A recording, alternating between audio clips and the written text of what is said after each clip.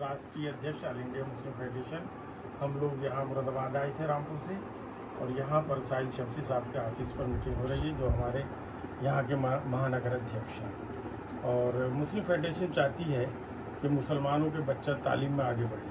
हम लोग तालीम पर काम कर रहे हैं और तालीम के लिए हम लोग बहुत जद्दोजहद कर रहे हैं, और हम सरकार से भी मांग करते हैं, ख़ासकर सेंट्रल गवर्नमेंट से, कि वो मुसलमानों की तालीम के लिए, उनके बच्चों की तालीम के लिए एक अलग से बजट बनाए। क्योंकि मुसलमान इस मुल्क में बहुत गरीब हैं और उनको पढ़ाने की, बच्चों को पढ़ाने के लिए उनके पास हालात नहीं हैं, तो इसलिए उनकी तालीम का बंदोबस्त सरकार को करना चाहिए।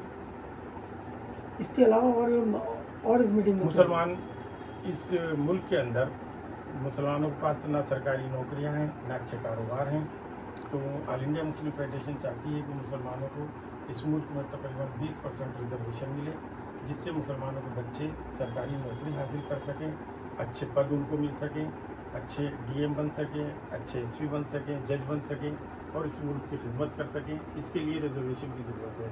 लिहाजा हम केंद्र सरकार से गुजारिश करते हैं कि मुसलमानों के तनासुब के एतबार से उनको रिजर्वेशन दिया जाए। अच्छा सर, जैसे कि देखा गया कि ज़्यादातर कोई बात होती है मुसलमानों को निशाना बनाया जाता है, क्या वो बुलडोज़र का घर हो या कुछ भी हो, कि मुसलमानों को, उसके लिए आपकी संस्था कुछ क्या करती है?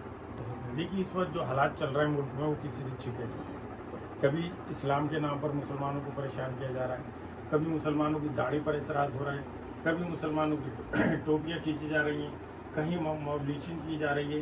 ये इस वक्त जो हो रहा है मुसलमानों को टारगेट बनाकर हो रहा है। कोई भी नेता है, एक छोटे से छोटा नेता, वो अपने आप को मशहूर करने के लिए, ऊंचा बनाने के लिए बढ़ चढ़ कर मुसलमानों के खिलाफ बोलता है। रोज़ देखिए टीवी पर खबरें देखिए कि चारों तरफ एक ही बात है, मुसलमानों ने ये कर दिया, मुसलमानों ने वो कर दिया।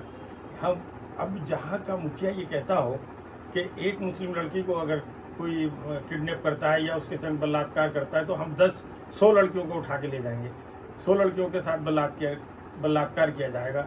एक किसी नौजवान के संग मॉब लिंचिंग होगी तो हम 100 मुस्लिम नौजवानों की मॉब लिंचिंग करेंगे। तो ये सब क्या है? ये भड़काने वाले भाषण, ये अच्छा नहीं है, ये मुल्क के लिए नहीं है। मुल्क संविधान से चलेगा, मुल्क जज्बातों से नहीं चलते हैं। इतना बड़ा मुल्क है भारत, दुनिया के अंदर अपना मुकाम रखने वाला।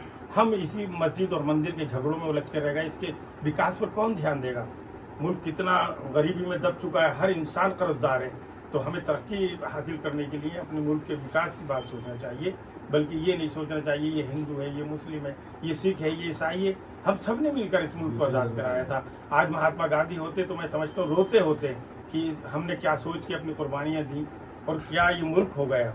मौलाना मोहम्मद अली जौहर को देखिए, उन्होंने अपनी कुर्बानी दी। मौलाना मोहम्मद अली जौहर के अलावा कितने हज़ारों मुसलमानों ने अपनी जानें देकर इस मुल्क को आज़ाद कराया। और वो लोग जो आज़ादी की लड़ाई में नहीं थे, आज जो इस मुल्क पर हुकूमत करते हैं और मुसलमानों को ख़त्म करने की बात करते हैं, इस मुल्क से निकालने की बात करते हैं। आसाम में देखिए मुख्यमंत्री ने क्या किया, ज़रा सी बात पे जिनके सही डॉक्यूमेंट्स नहीं थे। अरे कौन से सही डॉक्यूमेंट्स लेना चाहते हैं? 100 साल पुराने डॉक्यूमेंट्स किसके पास रखे? मुल्क आज़ाद होने के बाद में किसी को कोई चीज़ ही नहीं थी हासिल।